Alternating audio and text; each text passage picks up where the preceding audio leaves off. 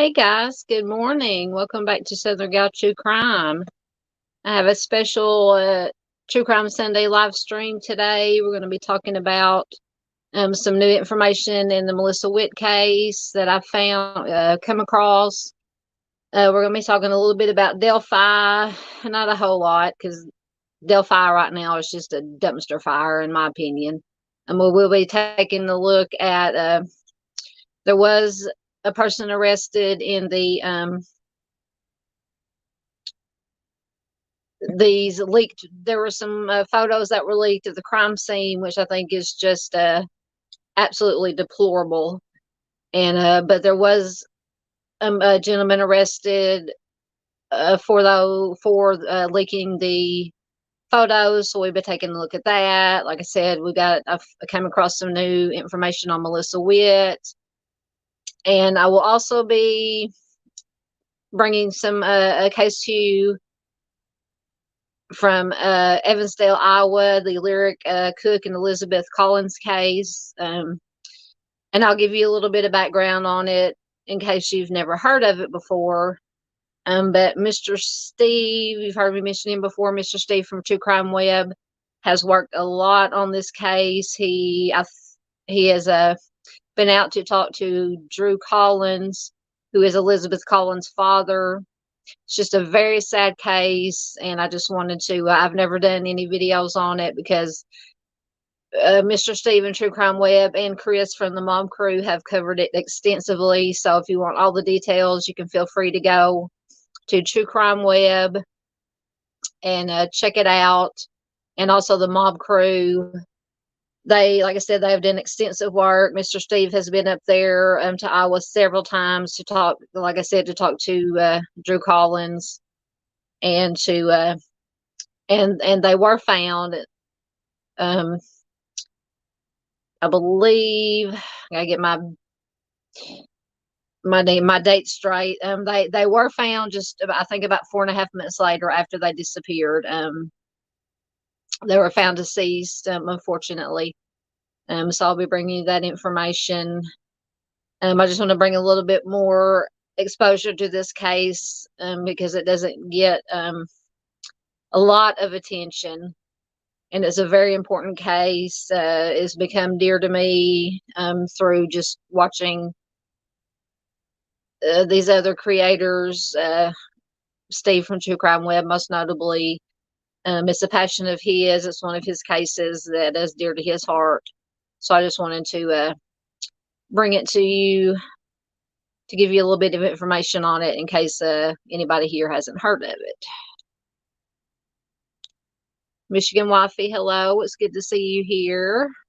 It's always good to see you. You've always been a big supporter and commenting, and I appreciate it very much. Anybody who watches the live or watches the replay is just as well, just as good, helps just as much. It's very much appreciated. A small channel like mine, I don't do this for subscribers and likes, to get monetized. I do it because these cases are dear to me. I'm passionate about missing persons and unsolved cold cases. Especially from here in Arkansas. I live in Arkansas, born and raised here, and there are a lot of cases from Arkansas that I try to bring attention to, some of the lesser known ones. Then, of course, some of the cases that have got some national exposure, the Morgan Nick case, the Melissa Witt case, Rebecca Gould, which was solved.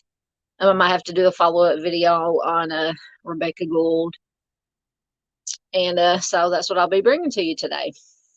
I see Michigan Wifey. I see your profile picture has the Michigan mascot. Are you a football fan? I saw that they basically whooped the mess out of Iowa the other day. So I think, if I remember correctly, I think I looked at the NCAA standings, and Michigan is now number 1. So congratulations to you for that if you're a football fan. I'm an SEC girl. I'm from Arkansas, so the Razorbacks are my team. But unfortunately, we did not have a very good year at all. And then my second favorite team, the Georgia Bulldogs, went down to the Alabama Crimson Tide yesterday, which not too happy about that because I think that knocked Georgia down to number 6. So I don't know if they'll be able to make it into the NCAA playoffs for the championship this year, but that's the way it goes. It's just any given Sunday or any given Saturday, as the case may be in college football.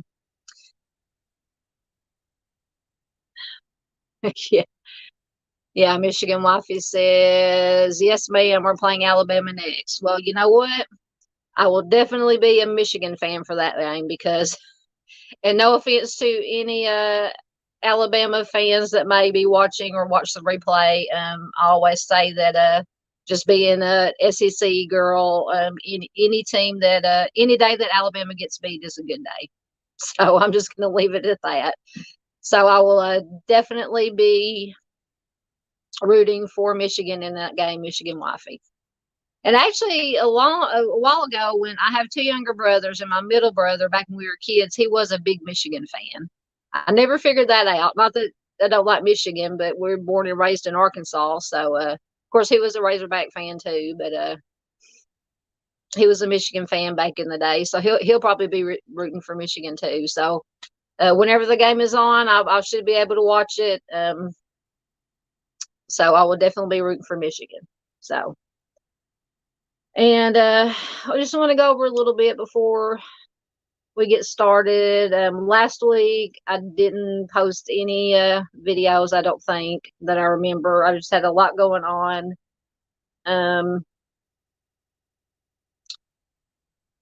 Michigan Wifey says, Nick Saban used to coach Michigan State, so it'll be good to play against him again. Yes. Nick Saban. Don't get me started on Nick Saban. I'm sure he's probably a perfectly nice person outside of football, but I don't know. There's just something about Nick Saban that just rubs me the wrong way. But once again, I don't want it. No offense to any Nick Saban or Alabama fans out there. It's just I just as like I said, as watching growing up and watching the SEC all my life, all I ever heard as soon as Nick Saban came to, I believe at one point he coached Florida. And then, of course, we all know what he's done in Alabama. And he's done an outstanding job in Alabama. Alabama's a good team, but I just get so tired of Alabama. But anyway, I'll get off my soapbox about football. But anyway, back to, so I've been, last week I was busy with the holidays. I'm just still trying to get over, I had a really bad head cold. I'm trying to get it to go away. I've been slugging NyQuil and taking decongestants, and so I'll try not to sniff too much during the live stream. But and then I also left my job of 10 years that I've been working. So it's an adjustment to not be working right now. But then again, it's kind of a relief. The job I worked was very, very high stress. Not so much physically, but mentally and emotionally. I was a home health caregiver, and that really takes a toll on you. And after almost 10 years, I just kind of got burned out and just decided it wasn't worth it anymore it was affecting my home life. I have a mother she's not quite there yet, but pretty soon she'll be to the point where she needs to be taken care of, and I will be the one to take care of her. So I just wanted to just get away from caregiving. That way I can get my mind reset, decompress, so that I will be able to take care of my mom.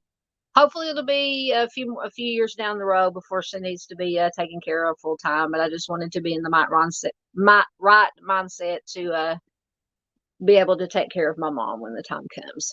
All right. So enough of my problems, enough of my therapy session. So we will get into what we're going to talk about today. Get full screen so I'll be able to read. Hold on, let me go back out. Alrighty, we'll get started before I start keep babbling on about football and therapy sessions. Get my slides going. Oh, they actually worked the first time. So before any of my videos or live streams I always feature a current missing person. And today's missing person is Shiana Allen. And this information comes from the Morgan Nick Foundation Facebook page. So I will put a link to the original post in the description box when it lets me.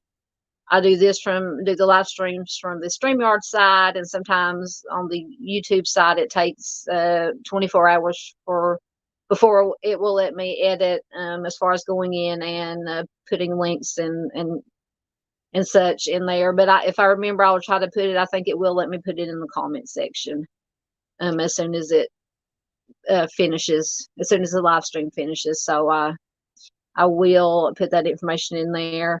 So Shiana went missing from Hot Springs, Arkansas on November 15th of this year.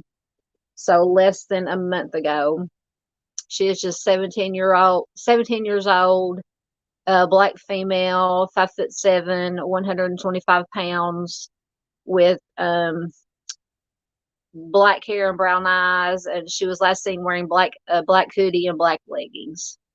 So if you have any information about Miss Allen, you can contact the Garland County Sheriff's Office at 501-622-3660.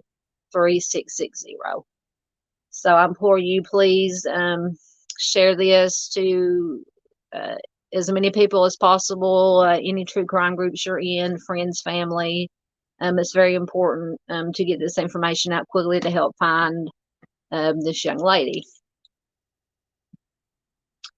So today we're just going to have I do have a slide presentation, but we're just going to kind of discuss. I came across some more Melissa Witt information that was new to me. It may not be new, but I believe the article I found. And some of this information comes from the Who Killed Melissa Witt Facebook page, which I will also put a link to in the description. Some information that I had not read before that was very exciting to me. So we'll be talking about that. We'll be talking a little bit about Delphi. There was a man arrested for these leaked crime scene photos, which, like I said in the beginning, was just deplorable to me that anybody would leak these photos, and how whoever it was that took the photos, and I don't know if the person that leaked the photos was the person that took the photos or how he came in contact with them, but he sent them to different people. He posted them online, and from what I understand, the Murder Sheet podcast, which I believe you can find maybe here on YouTube, the photos were sent to them, and they, of course, contacted the authorities and started the investigation to these photos. And then the Delphi case, then the whole thing turned into a dumpster fire, for lack of a better words. And so we'll talk a little bit like that. I've got an article I'll read to you about that. And then I wanted to bring you some information about a case from Evansdale, Lyric Cook and Elizabeth Collins. They were cousins. One was 10, one was 8. They disappeared from Evansdale, Iowa. They were ultimately found about 4.5 months later, their remains. And as I stated earlier, Mr. Steve from True Crime Web has done extensive work on this case. He's talked to Drew Collins, who is Elizabeth Collins' father, and just trying to figure out, and there has been nobody, no leads, no suspects, no persons of interest that I know of that has been released publicly in this case. And these little girls and their families deserve justice. So I just wanted to bring a little bit about this case to, in case anybody that watches this channel has not heard of it before. So first we will start out with some information about Melissa Witt. And December 1st, which was a couple of days ago, because today is, I believe, the 3rd, was the 29th anniversary of when Melissa went missing. She went missing on December 1st of 1994. 6 weeks later, on January 13th of 1995, her remains were found in the, and she went missing from Fort Smith, Arkansas. Her remains were found missing 13 weeks later in the Ozark National Forest. And like I said, December 1st marks 29 years since this crime happened. Still has not been resolved. No, well, I'm going to say no suspects, but from what I'm going to read to you today, the information I found, I believe they are honing in, hopefully, on a suspect or a person of interest at the very least. And from what they say, they're very excited. They're getting very closer to maybe, hopefully, bringing some resolution to this case. So I'm going to bring you what I found on that. And so and I will bring you, because this on the left is hard to read, but in the article, I'll be able to read it better. But there is now a $29,000 reward for any information about some witnesses, information about some witnesses who could possibly have been witness her abduction, or maybe have seen or heard anything. But what I found interesting on the right here, and this was from within the last week that this was posted on the Who Killed Melissa Witt Facebook page. The Sunday before last, when I did my last live stream, it was basically totally devoted to Melissa Witt and some information that I'd found. And I'd mentioned that, I remembered when I watched the Uneven Ground documentary, which LaDonna Humphrey directed, starred in. She's a private investigator. And I do have two, and I did do an original video about Melissa's case, and then the live stream, and I did a separate playlist. So if you want to go back and watch those, you can go to my playlist, and it's Melissa Witt is the playlist name. But anyway, in the Sunday before last, when I was talking about it, I remembered, because one of the things LaDonna Humphrey said was that they have found this name in Melissa's diary that it was a name of, I'm assuming, a male that Melissa knew, and that they were really, really looking really hard at this person as a possible suspect. And when they said that, I went back to, because I'd watched the Uneven Ground. The Uneven Ground documentary is available on Amazon Prime. But back when I first did, 8, 9, 10 months ago, when I first did the original video on Melissa, you could still find the documentary on YouTube. So I went and watched it 2 or 3 times. And evidently there was a witness that was in the parking lot of Bowling World around the time that Melissa was believed to have been abducted. And she heard an argument, she said, between a male and a female. And it sounded like this argument was between 2 people who knew each other. And I explained in the other video about how you can just kind of tell by the tone of the argument, and maybe things that were said, you might get an idea if it was argument between strangers or somebody who knew each other or anything of that case. And I also mentioned that this witness had mentioned that she either heard a name or an initial. So when I came across this post from the Melissa Witt Facebook page, this is a quote from the witness at the bowling alley. Obviously, she chooses to remain anonymous, but she says his name starts with a D. His name starts with a D. So that's what I was thinking. What jogged my memory when they were talking about it could be they found this name in this diary, and they were looking at this person as a possible suspect that was somebody Melissa knew. So it will be interesting to find out that if anything does come of this person of interest, or this person that they're looking for, and from what I gather, from what I understand from these articles, it is does have to do with this name of this person that they found in Melissa's diary that she does know. So I'm will be very interested to know what his name is, if it does start with a D or something similar. It could be B, D, T, and this witness just said D. But anyway, so I was very excited when I saw this post to see whether or not if anything comes of this, if the name of this person starts with a D or something close, like DTB, something like that. Another thing that I found, and this was posted on the Melissa Witt Facebook page on October 4th, I had also mentioned in my last live stream that there were three main suspects or persons of interest that had been looked at extensively in Melissa's case. One was Larry Swearingen. He is in prison for the crime of another case very similar to Melissa Witt's case. Of course, he denied any involvement with Melissa, and I'm trying to think of the year, maybe 2012 or so, he got the DP. So if he had anything to do or any information about Melissa, he took it to his grave. Charles Ray Vines was also mentioned.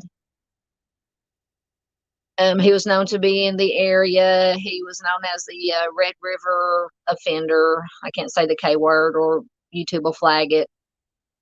He was looked at extensively. And then the third person that was looked at extensively was a man named Travis Dale Crouch. He knew the area very well. He had worked at a church camp that was not very far from where Melissa was found. He was known to be in the area when Melissa disappeared. He knew like I said, he knew the area very well. But I'm going to read this to you. According to the people, this team, and I believe LaDonna Humphrey does participate in this team. She said on October 4th, they posted, "Our team is frequently asked questions about the various suspects and or persons of interest that have been publicly named in the Melissa Witt investigation. Today, we would like to make an announcement regarding one of those people, Travis Dale Crouch. Our team believes that Travis Dale Crouch should be eliminated as a suspect person of interest in Melissa's case. Unless there is evidence uncovered that will implicate Travis Crouch in Melissa's case, we no longer believe that he should be considered as a viable person of interest suspect." So apparently from their investigations, they have basically, like they said, unless new evidence comes to light, they have basically eliminated Travis Dale Crouch as a suspect. Regardless if he is eliminated as a suspect in Melissa's case, he is not a very good man. I think I mentioned in the last live stream that he is currently in in prison in Colorado for a very similar crime to Melissa's. He abducted a young woman from a parking lot, took her in her own car, took her to a wooded area, assaulted her. Luckily, she managed to get away and get help, and that's how he was caught. He was sent to prison in Colorado, and he will be eligible for parole in 2024. So hopefully, Travis Crouch, in my opinion, hopefully he will be denied parole, and he will stay in prison for the rest of his life, because that's not the only crimes that he is being accused of. This was just the one that he was actually convicted for. So on the left side, or on the right side, you see this statement got my attention. Very exciting. It says, "This team has diligently worked on many theories, followed many leads, and examined many avenues of forensic evidence. This work led us to re-examine what's been done so far, but more importantly, what was done and information developed during the initial investigation. We believe we're on the right track, and you, in all capital letters, meaning the offender, have finally realized the noose is tightening. We know you finally concluded that we will not stop. Turn yourself in and avoid what you know is inevitable. If not, we're still here, and we're still coming for you. So that statement leads me to believe that they are closer than ever to this offender, possible suspect, person of interest that they have in mind. They're just trying to, and this is all just my opinion, just from what I gather from these statements. I don't know anything else, any other information other than what has been posted here. But it's just very exciting to me to think that we could be closer, really, really close to coming to a resolution for Melissa, bringing her justice, bringing her family some closure. So, of course, I've been following this case since, not since the beginning, but since when I got older and more mature and started really, really paying attention to true crime and these Arkansas cases that haven't been solved yet. This case is one that captured my heart, and I just so hope that sometime in the near future it will be resolved. So it also says to the public, if you have any information about Melissa's case, please call 1-800-440-1922, or you can email whokilledmelissawitt@gmail.com, and all information will be shared with law enforcement. And no piece of information is too small, especially with these cold cases. Like I said, December 1st is 29 years. A very cold case, but so any little bit of information, and I will give you the description of the possible witnesses that they are looking for in Melissa's case. Go back. Go back. Let me go out and see if there's anything going on. Hey, Fritzy Garage, it's good to see you here, watching from Poland. Very glad to have you here. He says it's 8:30 p.m. Very glad to have you here.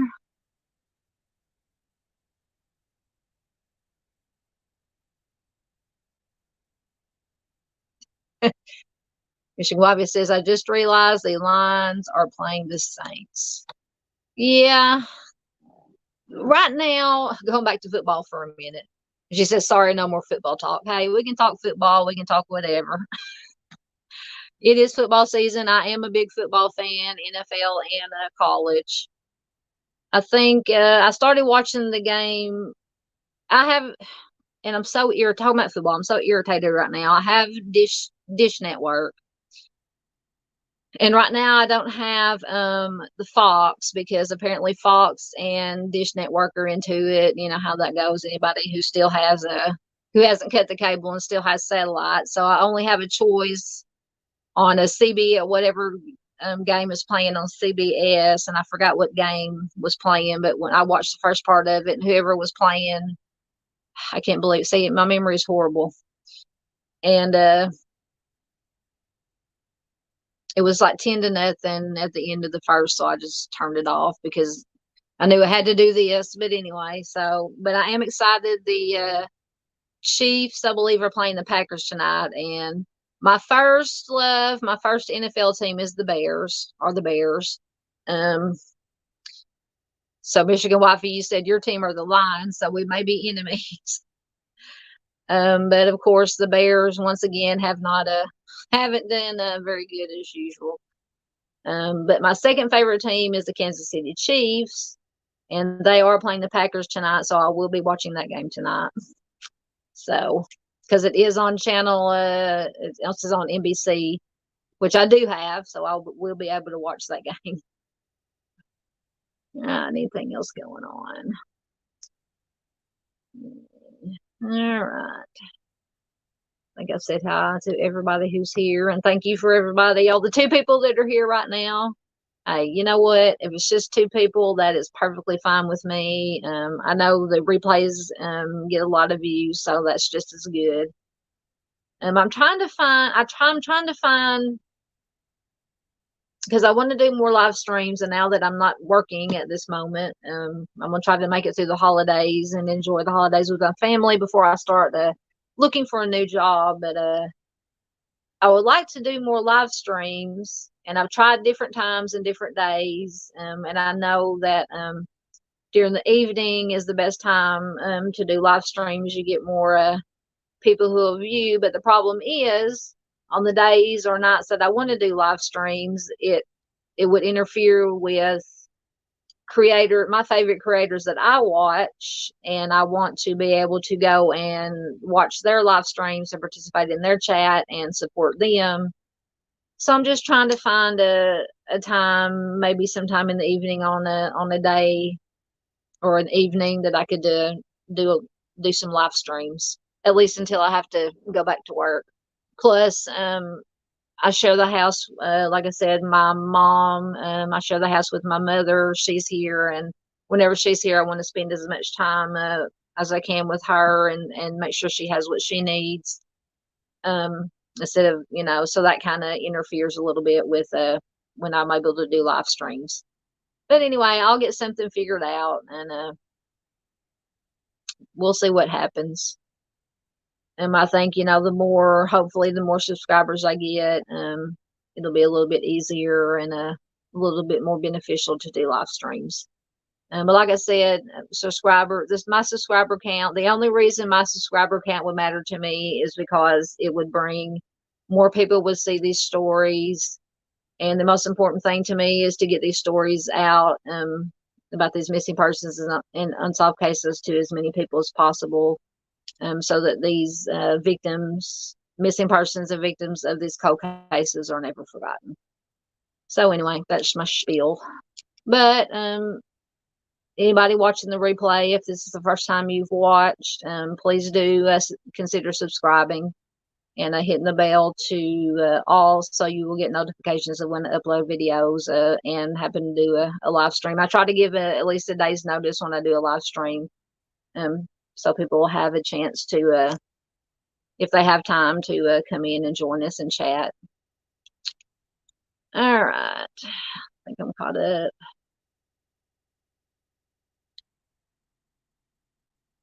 Yep, I will definitely let you know.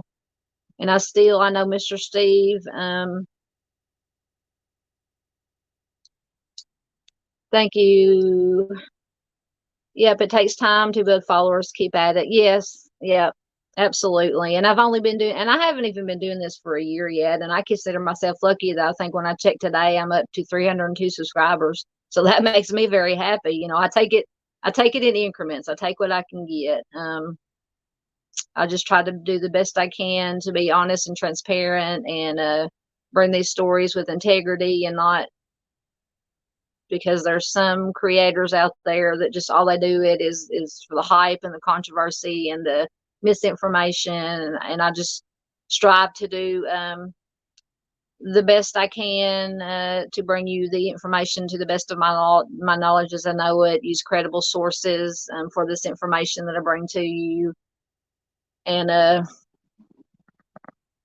sorry, have to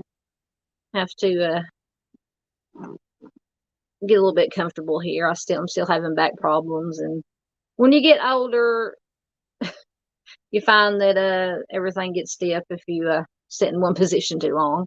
But anyway, enough of my medical problems.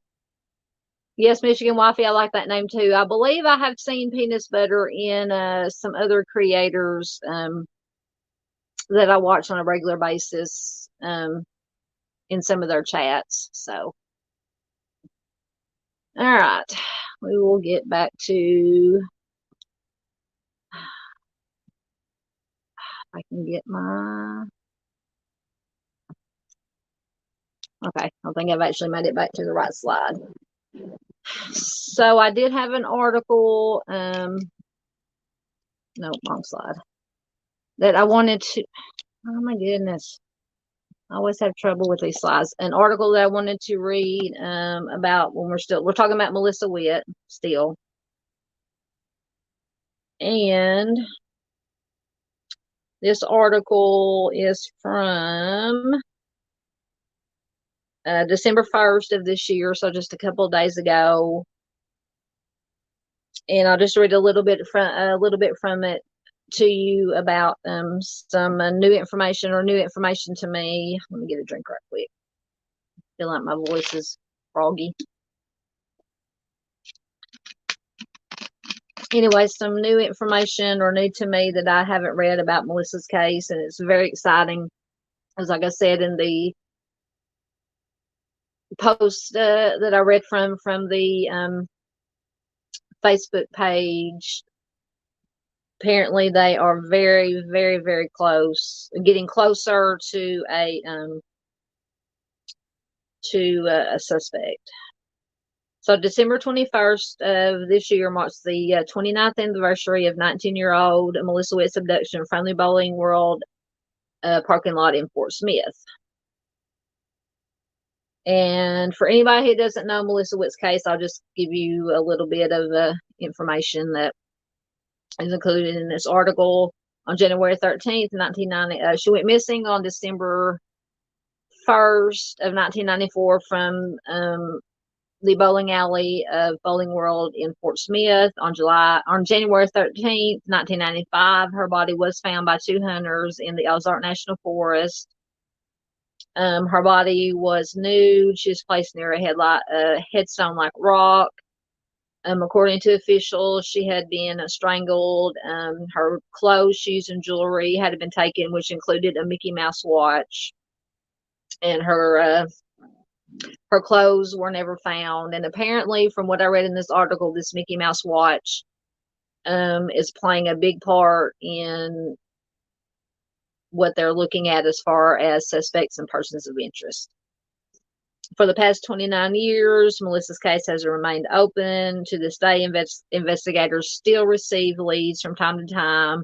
They continue to conduct interviews in the case, and groups that are dedicated to finding justice for Melissa are offering a reward to hopefully close the case. So this is the latest on the investigation. On the 29th anniversary of Melissa's homicide, which was December 1st of this year, all the Lost Girls and Who Killed Melissa Witt investigative team began offering a $29,000 reward for critical pieces of information, according to this release. So the information that is being sought in exchange for this reward includes information that leads to Melissa's Mickey Mouse watch and the arrest and conviction of the person responsible for Melissa's kidnapping and homicide, or any information that can help identify any of the individuals described below. So the first individual is a short male with a mustache and glasses who was allegedly wearing a blue shirt, jeans, brown boots, and a white or light-colored baseball cap on the day that Melissa went missing. Officials say that this man was seen standing outside of Bowling World on the sidewalk smoking that day.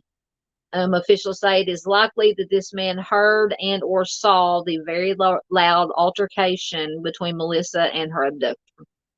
So that goes back to we actually had two witnesses that said that they heard a loud argument. One was a younger male who he was there with his mother at some point after they got there. He had gone out to retrieve a book or a book bag from the car, and he said that he claimed that he heard a woman screaming, "Help me."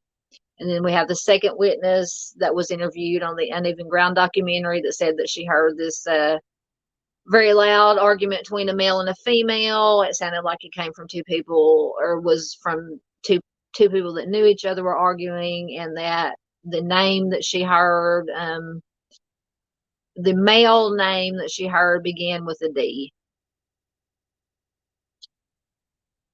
Okay, so the second individuals they want to talk to is a couple with a young child who was, at the time, the child was between 8 and 10 years of age. These people were allegedly seen walking across the parking lot and going into Bowling World that day, assumably around the time that Melissa was being abducted. The woman is described as short with blonde hair, blonde fluffy hair, this was in the early 90s. So fluffy hair to me means like the big hair, because I grew up in was a teenager, young adult in the late 80s, early 90s, and I had that big what I call 80s hair. But in any case, she was also said to have been wearing a tan or light colored striped sweater, and the man she was with was described as being taller than the woman. So not much information on the gentleman. Anyone with information on the individuals described is asked to call 1-800-440-1922 or email whokilledmissywitt@gmail.com. The release says a $29,000 reward will be paid to anyone who can positively identify one or more of these individuals, and this identification leads to the arrest and conviction of the person or persons responsible for the crime against Melissa Witt. Co-founder of All the Lost Girls and private investigator LaDonna Humphrey hopes the reward will tie the case together. She has been involved with Melissa's case since 2015 and has been sharing her story by writing 2 books. And the 2 books she wrote are called, one is The Girl I Never Knew. The other one is called Strangled. And you can probably find them on Amazon or ebooks. If I remember, I will, after the stream and when it lets me update and put links in on the YouTube side, I will put those links in there. LaDonna Humphrey also directed and starred in the documentary Uneven Ground, the Melissa Witt story, which can be found on Amazon Prime Video. LaDonna says, quote, "This was a young girl who had her whole life ahead of her, and somebody took it from her. It left behind people who are devastated and have had to try to go on with their lives for 29 years without justice." LaDonna says, "I'm a mom. I have 5 daughters. I would want somebody to do this for one of my kids." Absolutely. LaDonna says they're looking for information from a credible witness and believes they may be afraid to come forward. Details, and this is the interesting part, details from Melissa's diary led Humphrey to believe that the offender, who may have known her, kept the Mickey Mouse watch. So apparently they're thinking that this Mickey Mouse watch is going to play a big role in finding, either generating leads or finding this offender. LaDonna says the offender may have kept it like a memento to remember her by. She says, "This is the best way. I believe he's got that watch, and I believe that he's probably dated other people that have seen it. He's got family members that have seen it. He's got friends that know about it."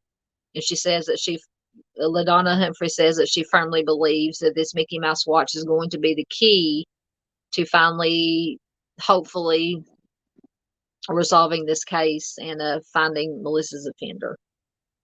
Now, this is another very interesting thing that I have not heard.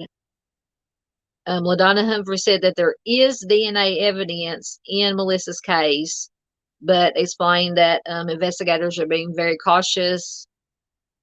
They're waiting. She says, "I think the investigators are just waiting for continued technology because there's only a small sample left, and it's 29 years old." So I took that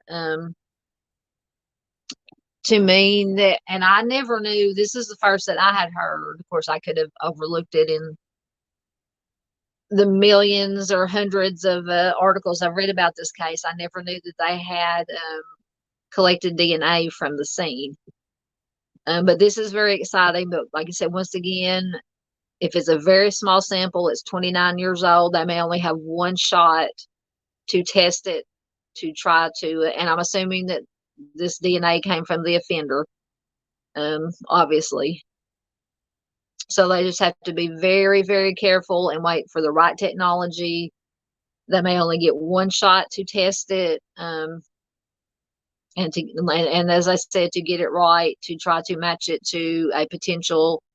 I'm sure if they ever do test it and put it into CODIS and all the other systems they put it in to compare it to known DNA of known offenders that are in the system,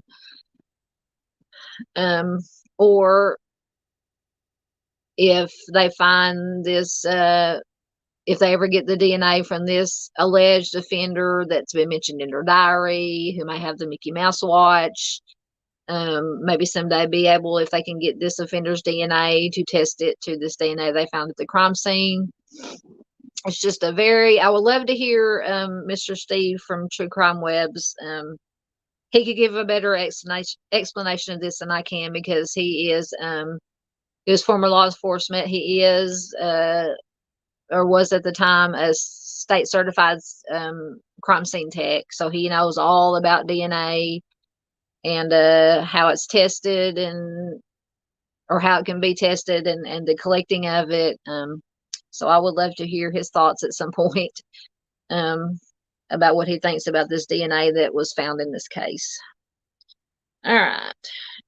My hair once again, I should have put my hair back because it always gets in my face. But anyway, to finish up, as interest grows and more information is provided, LaDonna Humphrey believes justice is close.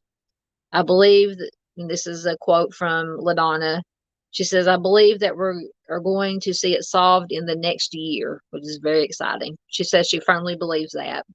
"I really am so encouraged that even after 29 years, people are saying we can't let this go on another year. We don't want to get to the 30th anniversary. We want answers now." Absolutely. So, like I said, all this information that's been coming out within the last few weeks is very exciting to me. Hopefully they will get to a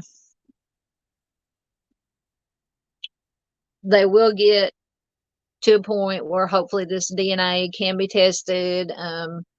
Hopefully start building, if this offender that they're talking about from the diary, start investigating this offender and maybe getting some evidence to use to maybe hopefully eventually bring it to sorry,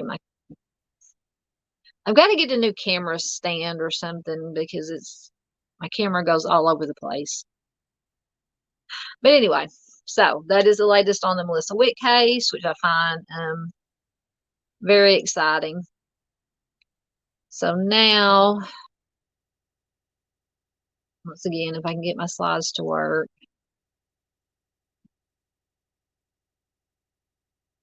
Of course, they're not going in right.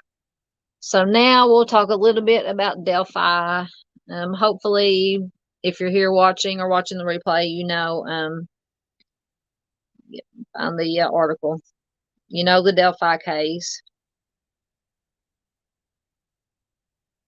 But I think this article gives some information about it, the basics of it. Libby German, Abby Williams, they were abducted from Delphi, Indiana, off of the Monon High Bridge. The next day, their bodies were found in a wooded area not far from the bridge. They did the investigation. They have arrested a person, Richard Allen, for the killings of Abby and Libby. But it's just turned into what I call a dumpster fire. And to me, the most important thing is having a fair trial on both sides and finding justice for Libby and Abby. But it just seems to me, in my opinion, that all this controversy and mess that has happened since the leak of these crime scene photos has just turned it into a circus. And once again, if you want to get all the detailed information about this. Steve at True Crime Web and Chris at the Mob Crew have done extensive videos on this case, so feel free to go check them out. You can find on my homepage of my channel, you can scroll down to recommended or visit our friends, and both of their links to their channels are there. So I highly encourage you to go over there and to True Crime Web and the Mob Crew and watch their videos that they've done on this Delphi case. Today, we're just going to concentrate a little bit on these leaked photos, which to me is just abhorrent how this happened and that it even happened at all, and all the problems and controversy it has caused since these have been leaked. To the right slide. There we go.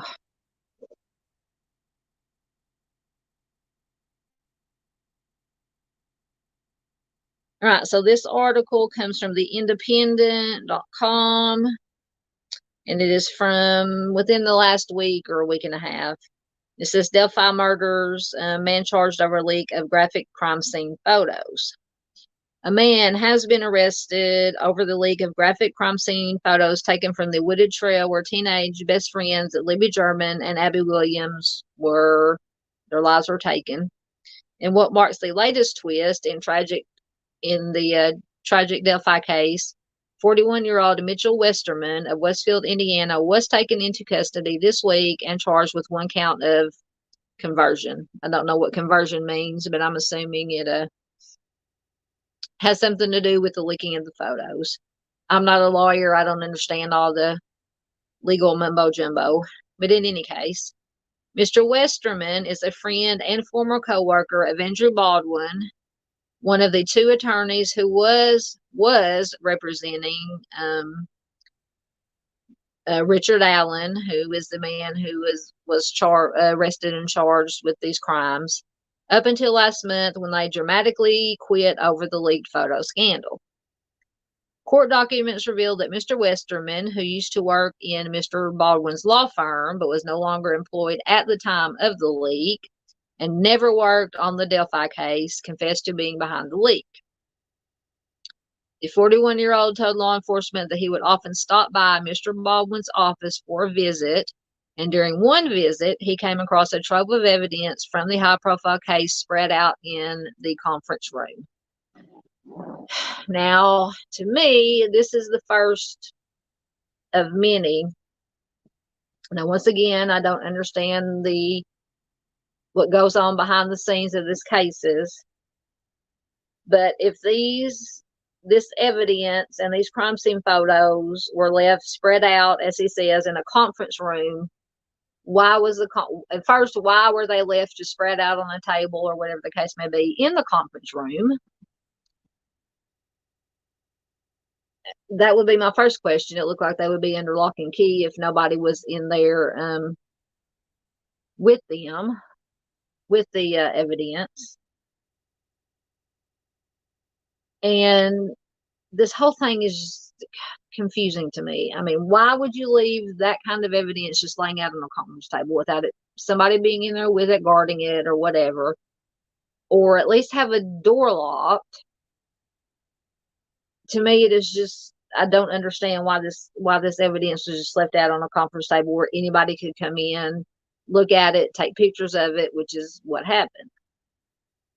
But I will get off my soapbox. While alone in the room with the crime scene evidence spread out, Mr. Westman said he took photos of the pictures on his cell phone and sent them on to another man. So he took pictures, sent these pictures to another man. That individual from Fishers, and I don't know where Fishers is. Like I said, I haven't looked into this particular part of the case. I just try to concentrate on Abby and Libby, that part of it.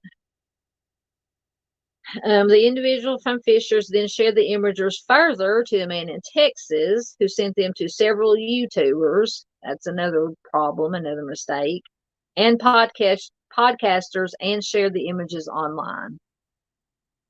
To me, that is the most horrible part of this, is they took these pictures, which they should not have had access to in the first place.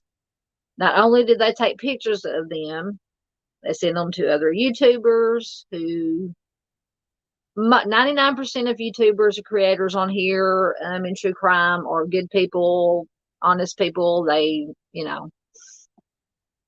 stick to the facts and would never, ever, ever show these crime scene photos on their channels. But there are some out there who, in my opinion, do not have the integrity of most of these YouTube creators, and they do it they would not hesitate to show these pictures online just to get clicks and likes and build their subscription rate. And to me, those kind of people, in my opinion, are just horrible. But anyway, we will move on. The leak came to light in early October when the Murder Sheet podcasters, journalist Ian Kane, and attorney Kevin Greenlee received the images from a source and notified law enforcement. So they did the right thing. And from what I've watched a little bit of the Murder Sheet podcast, they are very just from what I've watched, have a lot of integrity, and they're one of the good ones that report on true crime. They said, we were very disturbed by what we saw. The discovery is under a protective order by the court so that it cannot be leaked or disseminated in any way. So it's not only disturbing to see these images, but it's disturbing in terms of what it means for the case. Absolutely, because after these came out, like I said, the case turned into a dumpster fire, and we will get into what happened. The individual from Fishers ended up taking his own life after a police investigation into the leak was launched. So, unknown if it had anything to do with these leaked pictures, but I would assume that it did. According to court documents, Mr. Westerman admitted to Mr. Baldwin on October 9th that he was the source of the leak. In an affidavit, he also admitted that neither Mr. Baldwin nor Mr. Allen's other attorney, Brad Rosie, had given him permission to take photos of the sensitive evidence in the case or share it with others. Well, I would hope not. Despite Mr. Westerman's confession, the leak derailed the high-profile case, leading to Mr. Allen's attorneys being removed from the case and his trial being delayed by almost another year. So this will begin into the dumpster fire portion of this case. So after these pictures were released, Richard Allen's attorneys were removed from the case. And that's when we're back to the letter word, when all hell broke loose. A court hearing was arranged by Judge Frangol for October 19th to address the leak, but before the hearing could go ahead, Mr. Baldwin and Mr. Rosie both told the court that they were quitting the case. So before the judge even was going to make a ruling on it, they decided they were going to quit the case and not have anything to do with it. Judge Gould said, we've had an unexpected turn of events. Earlier this afternoon, the defense attorneys have withdrawn their representation of Mr. Allen. Mr. Baldwin made an oral motion to withdraw from the case, while Mr. Rosie later submitted, sorry, I lost my place, a written motion to withdraw. While the two attorneys voluntarily withdrew from the case, they have since claimed that the judge coerced them to quit in what they described as a premeditated ambush, and are calling for her to be removed from the case. So once again, that's another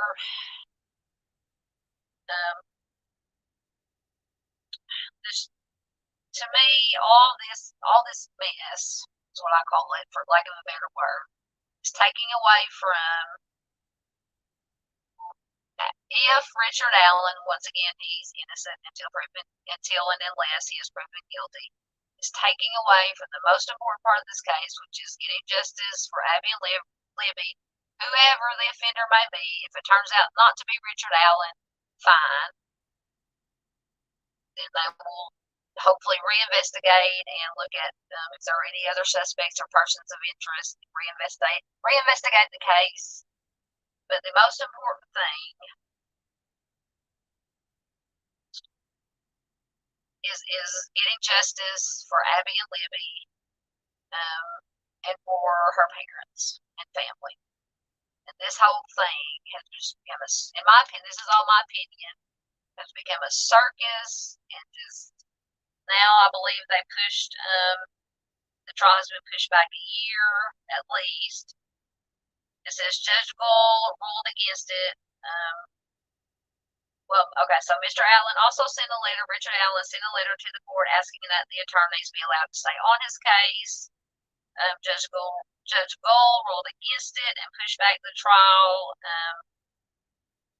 from January 24th of 2024 to October 15th of 2024. So basically another year before the case will even come to trial. And in my opinion, it'll probably be longer than that, because who knows what else is going to come up. So they pushed it back at least a year, so Richard Allen's new attorneys can get up to speed with the case, review the wealth of evidence, as they call it. Mr. Rosie and Mr. Baldwin continue to fight the judge's rulings and have since taken their request to the Indiana Supreme Court, asking it to intervene in the high-profile case and reinstate them as Mr. Allen's legal team. Which I don't, like I said, I'm not a lawyer. I don't understand the ins and outs. Once again, on this case, too, you can check out True Crime Web and the Mob Crew. They have done extensive coverage of this case, and they've broken it down, everything that's going on, so you can they can give a much better explanation than I can about what's been going on. I just know the basics, and from watching their shows that they've done on it. This marks the latest twist in the tragic case which left the teenage victims' families desperately searching for answers for years before an arrest was finally made in October of 2022, which is when Richard Allen was arrested. So a little bit of background of the case. For anyone who has not heard of this case, back in February 13th of 2017, Libby and Abby set off on a walk along the Monon High Bridge in their hometown of Delphi, Indiana. During the walk, Libby posted a photo of Abby on Snapchat as they walked along the Monon High Bridge. Minutes later, Libby captured a video of a man who has become known as Bridge Guy, dressed in blue jeans, a blue jacket, and a cap, walking along the abandoned railroad bridge. And anybody who's followed this case, I'm sure if you're watching this, you've heard of this case. Which maybe a second and a half of video clip of that was looped that showed the bridge guy walking towards them. And I believe, of course, the authorities have not released the whole thing, but I believe it was actually a 42-minute clip. But of course, they only released this second and a half of it. Plus, they released the audio of it that says "Guys down the hill." Minutes later, okay, so it went on Bridge Guy. In the footage found on Libby's phone following their murders, the man tells the girls, "Guys down the hill." Later that day, the teenagers were reported missing when they failed to return to a spot where a family member was picking them up at. The next day, which was Valentine's Day, their bodies were discovered in a wooded area less than half a mile off the trail along the side of Deer Creek. So it was found not too far down a hill from where the bridge was, from where they first encountered him on the bridge. In October 2022, over 5 years later, Richard Allen was arrested and charged with the crimes. Following his arrest, the case has continued to be fraught with controversy. Mr. Allen's former attorneys have repeatedly claimed that the suspect is being treated poorly as he is held behind bars in a state correctional facility. Since his arrest, Mr. Allen has confessed to the crimes multiple times, including in a jailhouse phone call with his wife. While prosecutors say that the offender Richard Allen admitted several times that he carried out these crimes, Mr. Allen's attorney claims that his confession cannot be believed due to his current mental state. Well, that's part of the defense's job, is to say that he's being treated poorly. You can't trust his confessions. He was not in his right mind when he made his confessions, and so on and so on. Meanwhile, this is the other thing that drives me crazy about this case. Meanwhile, in another twist, the legal team made the bombshell claim in September that Libby and Abby their lives were taken not by the suspect, but by as part of a ritualistic sacrifice at the hands of a cult called the Odinist. So, once again, and okay, so before we get to this, let me check on chat, because I said we have some people in here. Michigan Wifey reminds me what nasty people were sharing Gannon's autopsy photos online. Yes, to me, this is just anytime, and it's not just YouTube creators, because like I said earlier, 99.9% of YouTube creators who are in the true crime genre on YouTube are excellent. They report the facts. They're open, honest. They have integrity. They would never post any kind of photos online. But then you have some YouTube creators and other people who are not creators. They're just that post these pictures online, and they just do not realize, or in my opinion, do not care what this does to the family of these victims. Can you imagine? Now, me, I have been so far, hopefully, knock on wood, it stays that way. I have not had a close family member who has been the victim of violent crime. But if I did, or any friends who have been victims of violent crime, if I did, I could just not imagine, you're online, just maybe searching names to see any news, and up pops pictures of your loved ones. I mean, I would just be destroyed. But anyway, it is beyond me that these people would post these pictures. Right. Hello, Canine Dream Dog. Hi, Dawn. You're doing great work. Thank you. Thank you so much. I appreciate that.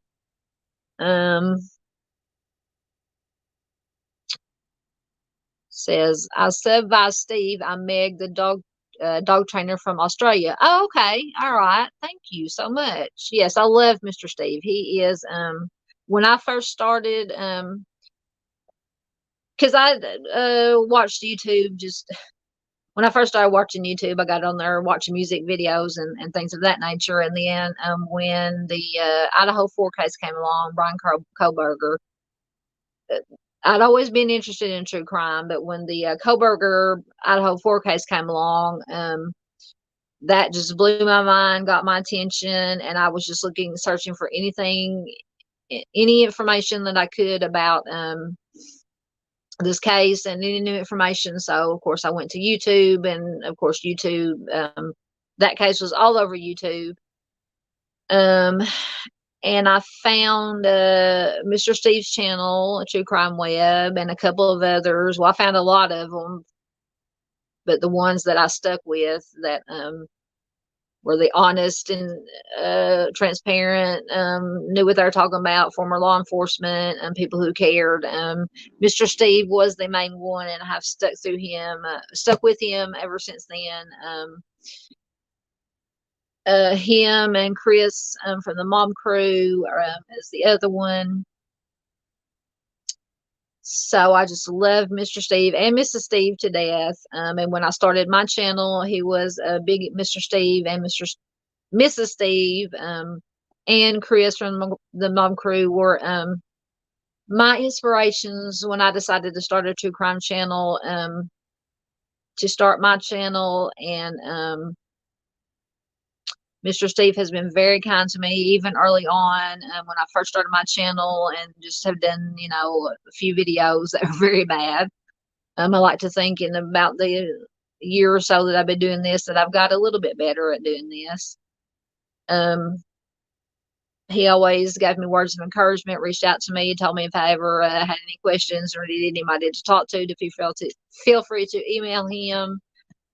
And so I just appreciate him so much for that. And it has now progressed to the point where at some point he invited me to be, he said a co-host, I'm going to say a guest, on one of his live shows to talk about the Morgan Nick case from here in Arkansas, because that is a case that's very close to my heart. So at some point, hopefully, before the end of this year, he is very busy.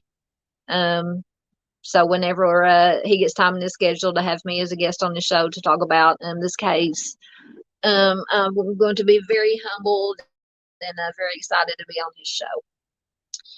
So I'm very, very much looking forward to that. So thank you, everybody, for all your comments. All right, so we talked about Delphi. Like I said, the most important thing, in my opinion, in this Delphi case, forget all the circus and every controversy that's going around, is finding justice for Abby and Libby. Whether it be Richard Allen, or if it's not Richard Allen, finding whoever is the offender or offenders. Because some people believe that there is more than one offender, or that Richard Allen had help. Not maybe necessarily in the actual crime, but having had help setting up. But to me, I think, in my opinion, from everything I've read and everything that I've listened to and watched, when Steve at True Crime Web and Chris at the Mob Crew do their in-depth deep dives, I think it was a crime. He was out, no, this is just my opinion. Once again, I believe Richard Allen was out that day looking for someone to attack. And it might not have been necessarily Abby and Libby. And I'm beginning to think, just from what I've read and listening to other YouTube creators that I trust, he may have been looking for an older woman. There's another woman, I forget her name, that was at the bridge that day, that had seen who she thinks is, the bridge guy, who she thinks is Richard Allen.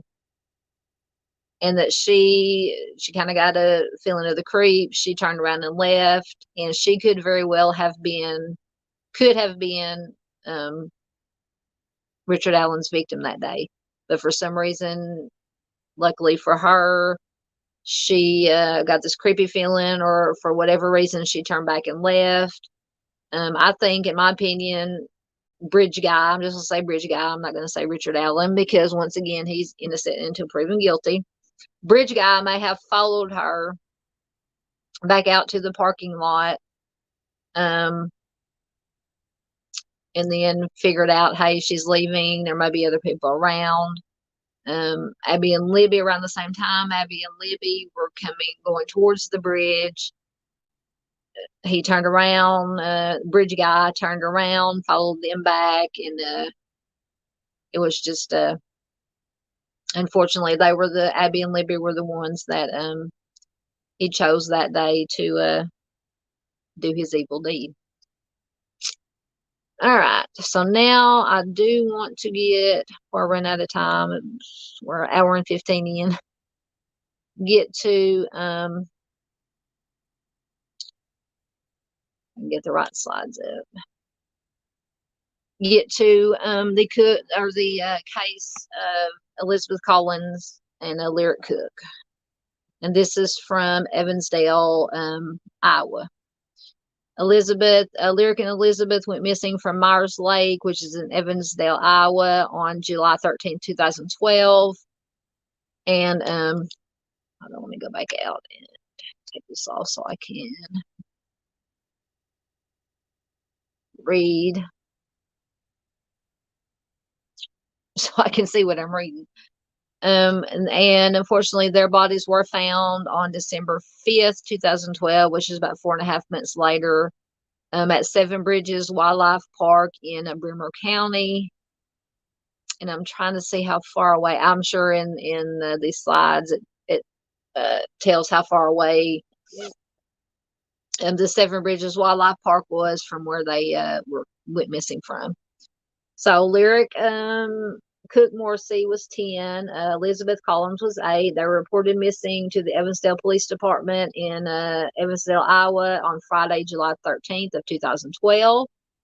They were seen at about 12, around 12, a little bit before 12:30 on July 13th on Brovine Boulevard in Evansdale. They were also spotted between 12:30 and 1 p.m. on Gilbert Drive, which is not far from Myers Lake, which is a popular fishing recreation area there in Evansdale.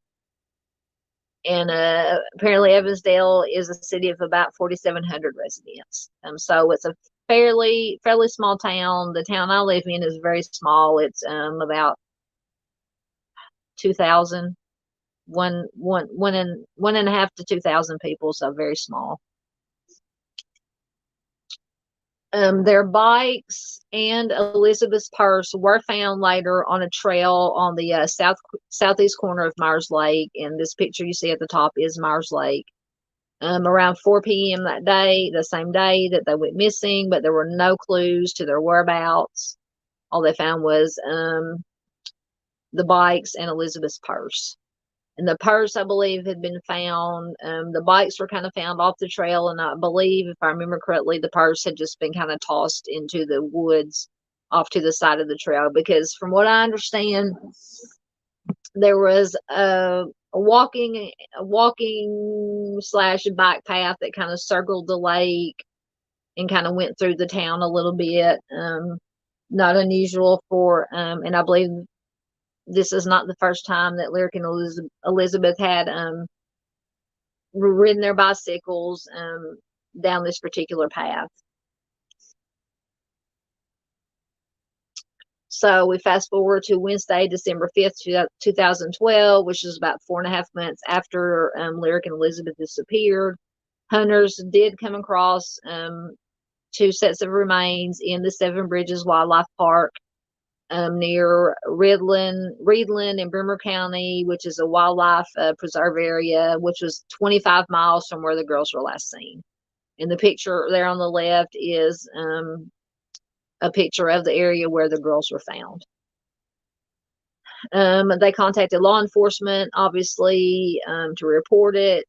On Thursday, December 6th of 2012, Chief Deputy Rick Aben with the Black Hawk County Sheriff's Office had a press conference to announce officials were confident that the bodies that were found were those of Lyric and Elizabeth.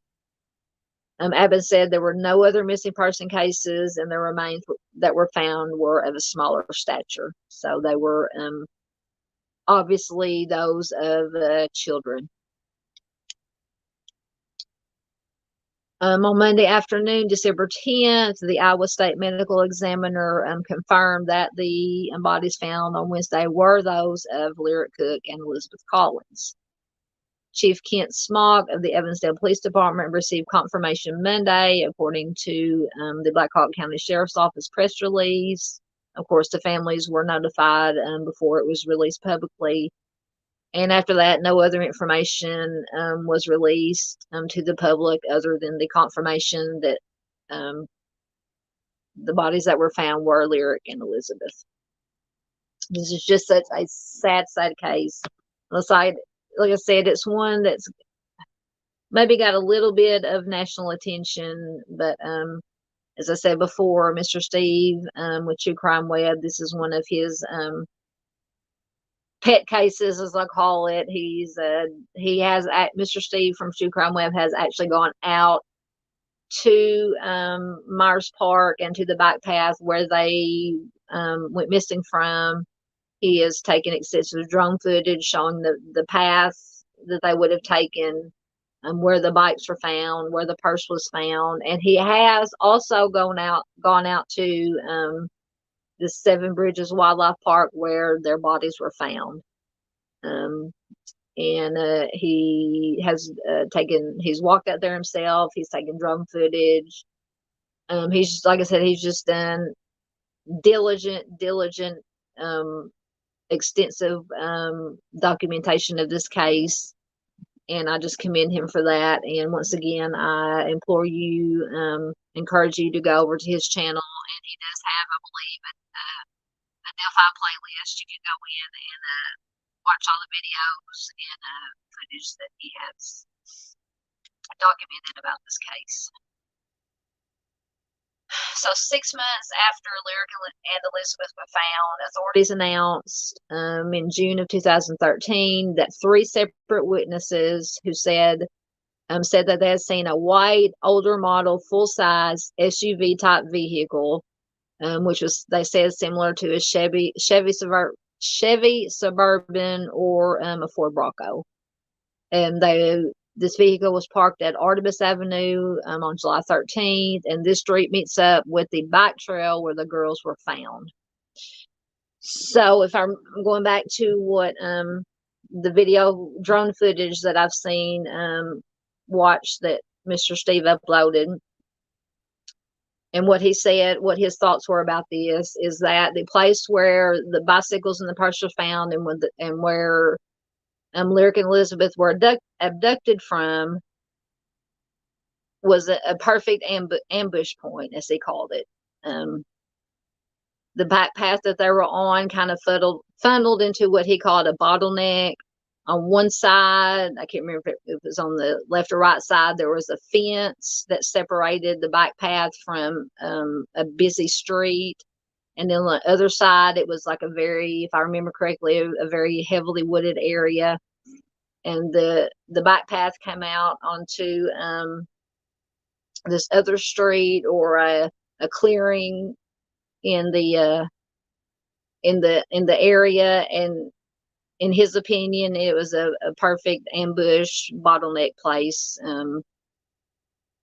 for someone to be abducted from. Now, whether or not the offender was specifically looking to abduct Lyric and Elizabeth, or if they were just waiting for anybody who happened to come out of this trail when the offender was there, I'm not sure about.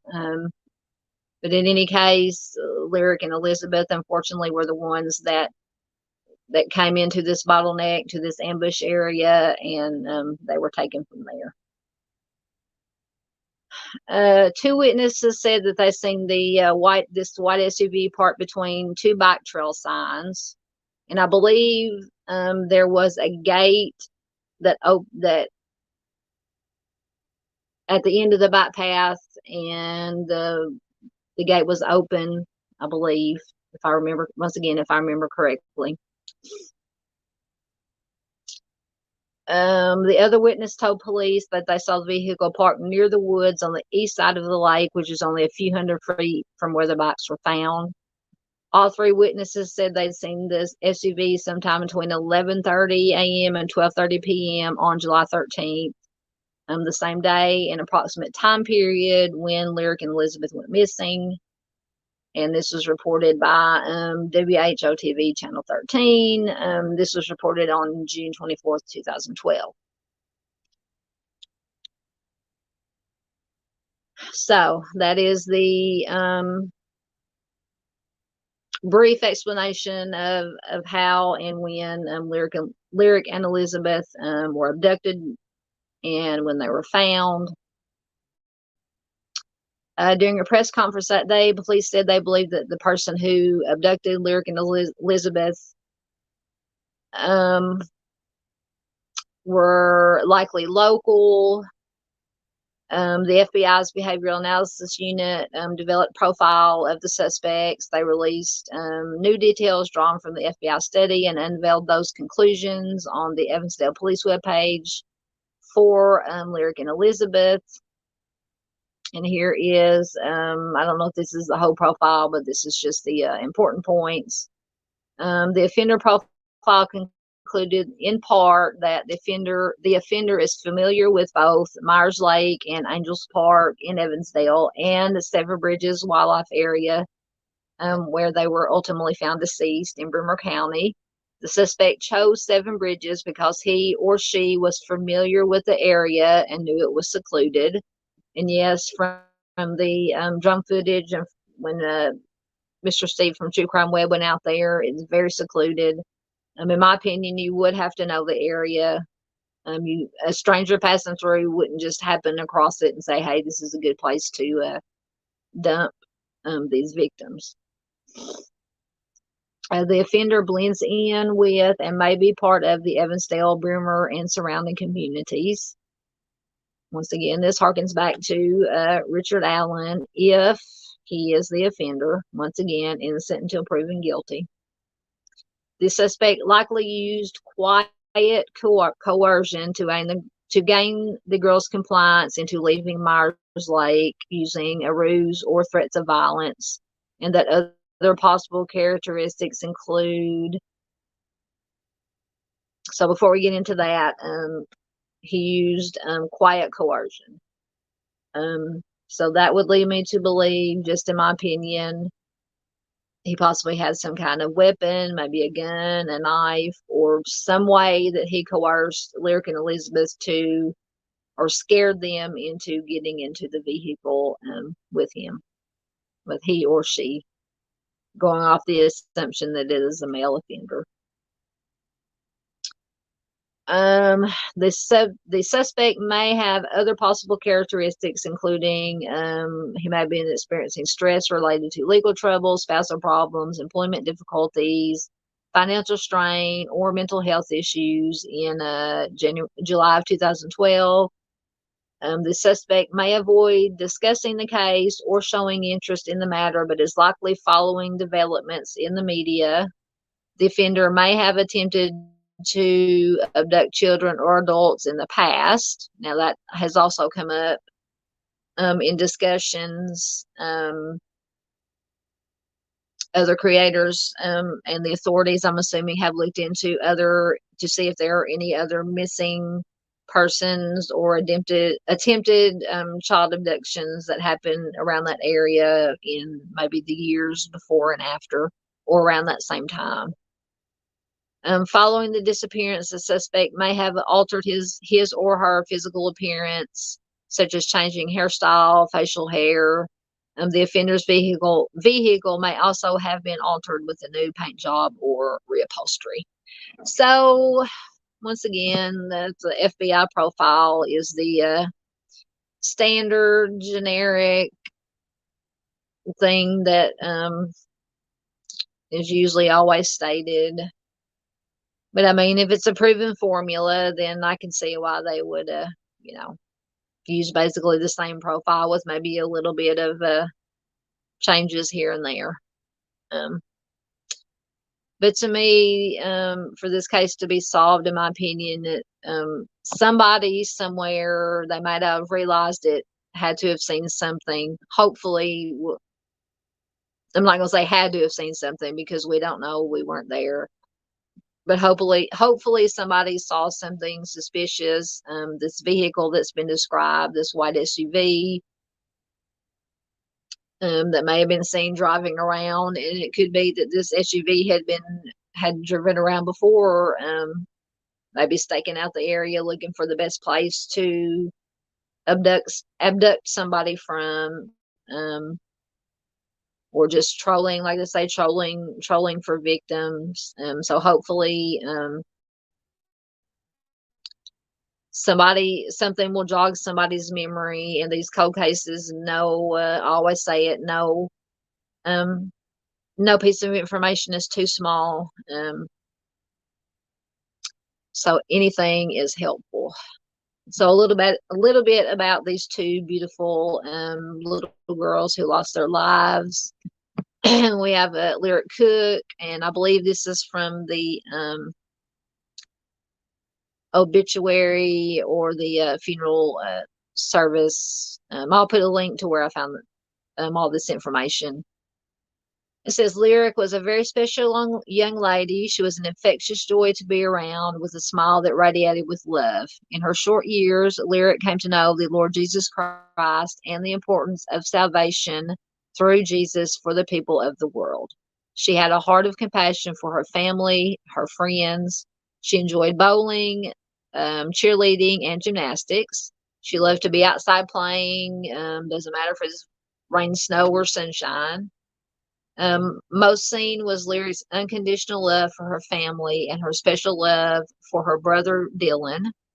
Her desire to have fun within those loving relationships was seen while going to church, sharing devotions with her parents in the morning, and playing card games with her grandmother in the afternoons. So just a beautiful, beautiful soul, taken way too soon. So sad. And this is Elizabeth Collins. She was a student at Poinier Elementary School. She was a bubbly little person with the best smile, who loved what life had to give and all it had to offer. Elizabeth enjoyed dressing up and getting her nails and hair done. She loved singing, riding her bike, playing softball and hockey. She had a big heart and had a great love for animals. That touched me because I too have a great love for animals, any kind of animals. I'm partial to cats, but I love all critters, as I like to say. Elizabeth also loved playing with her siblings and ordering them around. I can relate to that too because I have two younger brothers that when we were younger, I loved ordering them around. She enjoyed going on vacations and had traveled to many places. Many times were treasured as a family, lying in bed, eating popcorn, and watching movies. So it's just these two beautiful little girls taken way too soon. They had their whole lives ahead of them. And unfortunately, they just came into contact with the wrong person, a very bad person who had very bad intentions. And unfortunately, they were taken and their lives were ended. So if you have any information concerning Elizabeth Collins and Lyric Cook, Evansdale, Iowa, you can you're implored to call the Evansdale Police Department at 319-232-6682. And I implore you, please share this video, like this video, comment in this video, to help get the information out about this case to as many people as possible. Like I said, through Mr. Steve and his coverage and involvement in it, this case has become important to me and to a lot of people in this community, this true crime community. And so I just encourage everybody to please keep Lyric and Elizabeth and their families in your thoughts and prayers, and hopefully someday this case will be resolved. All right, I think that was the last